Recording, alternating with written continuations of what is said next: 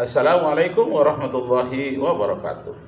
Kajian tentang membongkar mitos keilmuan barat tentang ilmu pengetahuan bumi dan antariksa.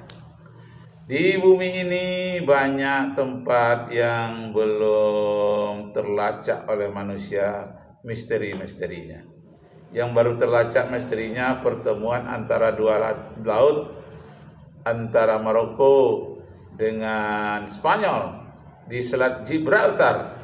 Di sana ada dua lautan tapi tidak bertemu. Nah, Maurice Bucaille dan mahasiswanya heran, kenapa ya ada keanehan seperti ini baru ditemukan. Lalu Maurice Bucaille itu menyatakan di dalam bukunya, sebetulnya umat Islam, hei mahasiswaku yang kubimbing, umat Islam telah mengetahuinya 14 abad yang lalu. Di dalam Al-Quran di dalam Al-Quran Al-Ahzab ya. Oh bukan. Bunyi ayatnya begini. Marajal bahraini yaltaqiyan bainahuma barzakhun la yabghiyan fabi'ayyi ala'i rabbikuma tukadziban. Nah, ayat ini menyatakan bahwa ada dua lautan yang bergandengan, tetapi ada batas pemisah yang tidak saling melampaui. Diteliti oleh para ilmuwan, ternyata ikannya berbeda antara laut yang sebelah dengan yang sebelah lagi. Kemudian zat garamnya juga berbeda. Yang sebelah sini agak tawar, di sini asin lagi pahit, tapi dia tidak bertemu. Kenapa? Karena rupanya zat kimianya juga berbeda, ketinggiannya juga berbeda. Masya Allah, para ilmuwan tercengang dan para ilmuwan akhirnya melacak tafsir Al-Quranul Karim dan dihafal ayat-ayatnya. Luar biasa, ma khalaqta hadza batilan. Tidak ada suatu apapun ciptaan Engkau ya Allah yang sia-sia. Tidak ada ciptaan Allah yang tidak istimewa. Semua yang diciptakan oleh Allah istimewa semuanya. Termasuk kuman-kuman yang paling halus pun itu ada keistimewaannya. Masya Allah, mari kita dengarkan. Bisa bercampur gitu. Jadi prinsip ekstraksi itu adalah tidak bercampur antara larut dan ekstraktannya gitu ya. Dan itu di kimia ini kan itu ada senyawa yang polar dan non polar gitu. Karena bahan alam ya biasanya adalah senyawa-senyawa yang non polar itu yang bermanfaat ya, berarti ya kita harus mengambilnya. Jadi mengekstraknya dengan senyawa-senyawa pelarut-pelarut yang non polar. Kemudian kita nanti lakukan fraksinasi, elusidasi, di mana nanti akan terungkaplah dia strukturnya, ya gitu. Sedikit struktur itu menentukan juga ada perbedaan sifatnya. Misalnya ada yang berpotensi untuk anti kanker dan sebagainya dari tumbuh-tumbuhan tersebut itu tadi. Nah, tumbuh-tumbuhan yang diciptakan oleh Allah banyak sekali mengandung obat-obatan, di antaranya obat anti kanker, obat anti diabetes. Bahkan para ilmuwan ahli-ahli farmasi menggali dari kebiasaan-kebiasaan nenek moyang terdahulu di negara Arab yang memanfaatkan tumbuh-tumbuhan untuk obat-obatan.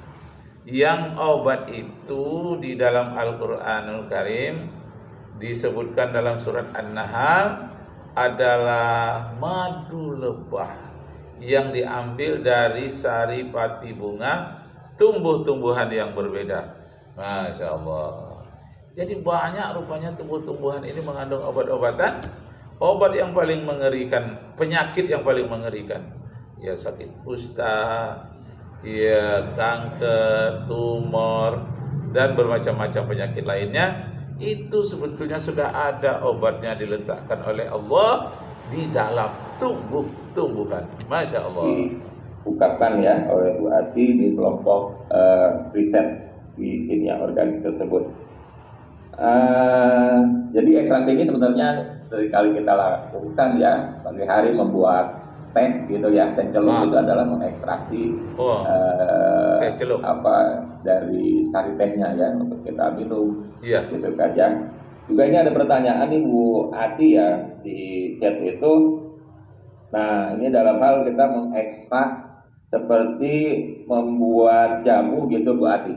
Ya, tapi ini yang ini dulu ini mengekstrak seperti jika kita hanya memasak biasa seperti merebus kemudian seperti membuat jamu, apakah sama manfaatnya katanya Bu Ati? Mungkin itu dulu ya yang terkait langsung di pertanyaan. Oke, baik. Silakan Bu. Ya, baik, terima kasih ya.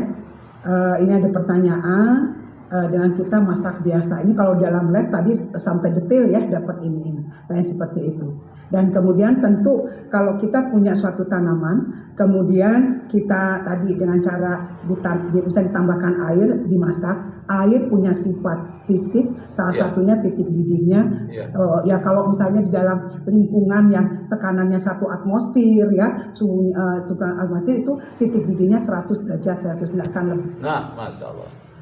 Nah, jadi telah dipelajari obat-obatan dari tumbuh-tumbuhan, bahkan tanah itu sendiri bisa menjadi obat. Misalnya obat antivirus rabies. Virus rabies itu dari air liur anjing yang terkena penyakit. Nah, Nabi telah berpesan di dalam hadisnya, apabila kamu menyamak bejanamu atau pakaianmu yang terkena oleh jilatan anjing, cucilah 1 kali dengan tanah bercampur air, dan kemudian dengan air biasa 6 kali. Jadi dengan tanah 1 kali, dengan air 6 kali.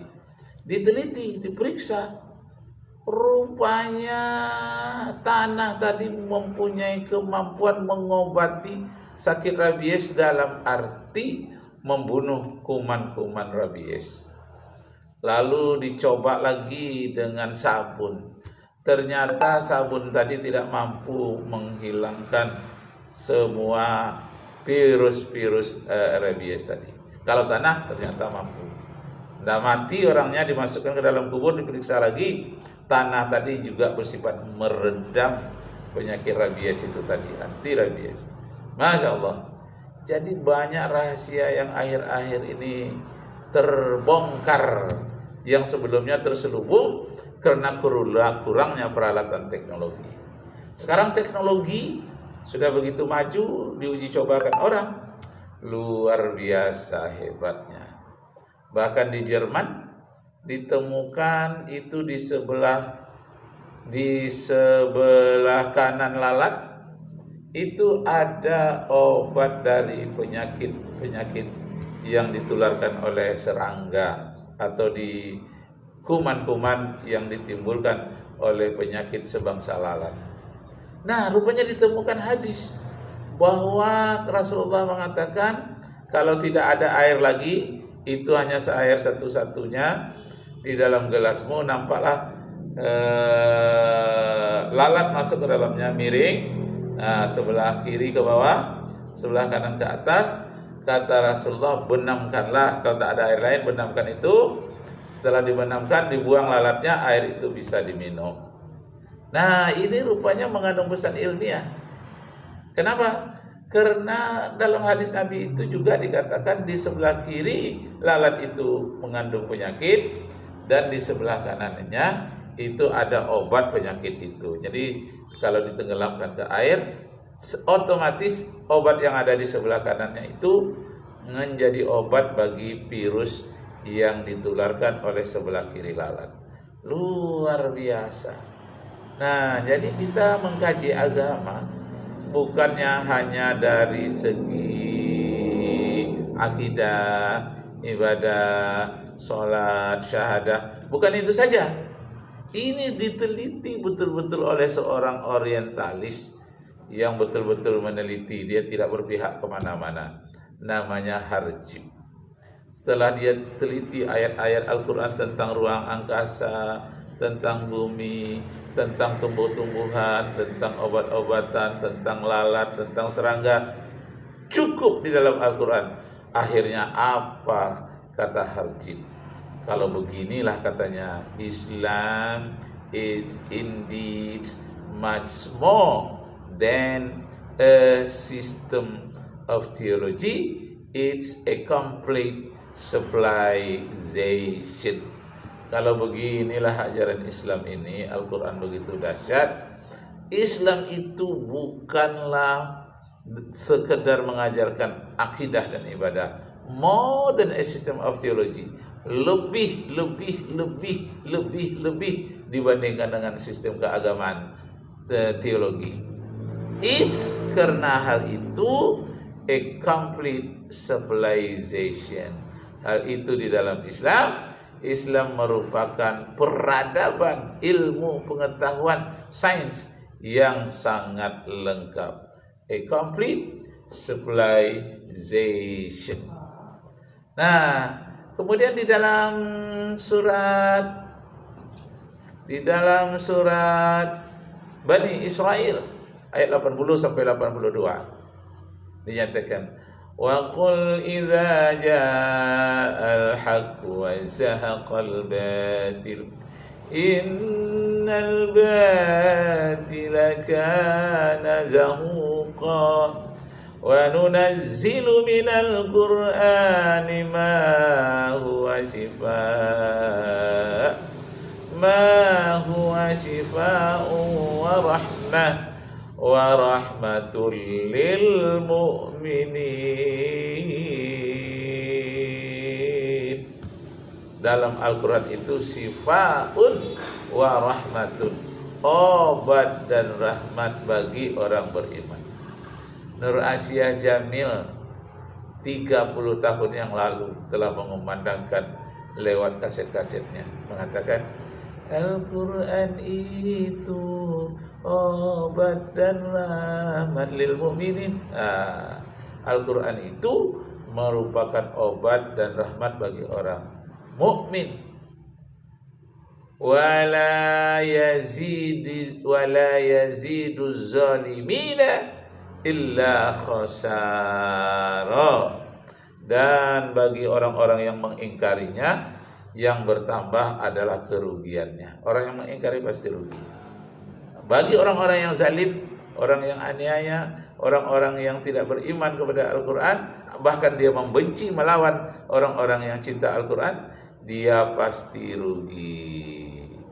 Wa ma yuridu lizalimina illa khasara wa la yazidu zalimina illa khasara. Bagi orang yang zalim, orang yang kafir, orang yang ingkar terhadap Al-Quran, yang bertambah itu bukan obatnya, yang bertambah itu adalah kerugiannya. Masya Allah, kita dengarkan sedikit lagi. Ya, tidak akan lebih. Jadi pasti kita akan mendidikannya, komponen-komponennya akan terekstrak, dan komponen-komponen itu pasti akan banyak, tidak cuma satu. Ya, tidak cuma satu. Nah, tentu kalau yang ada beberapa komponen yang rusak, mungkin akan ada yang rusak. Karena apa? Dia tidak tahan. Nah, karena sifat molekul ada yang tahan panas, ada yang tidak tahan panas. Sementara kalau yang tahan panas, tentu dia molekul itu akan berada pada kestabilannya. Tapi kalau misalnya tidak tahan panas, ya dia akan rusak. Dia akan rusak. Seperti itu. Apakah tetap dia akan memberikan manfaat atau lain sebagainya? Ada kandungan-kandungan yang lain yang tetap akan memberikan manfaat. Nah, banyak sekali bermanfaat. Yang tidak bermanfaat, mengandung racun, bisa kita singkirkan. Dan racun itu pun ada pula manfaatnya yang lain. Untuk racun tikus atau racun serangga, itu bisa pula dimanfaatkan.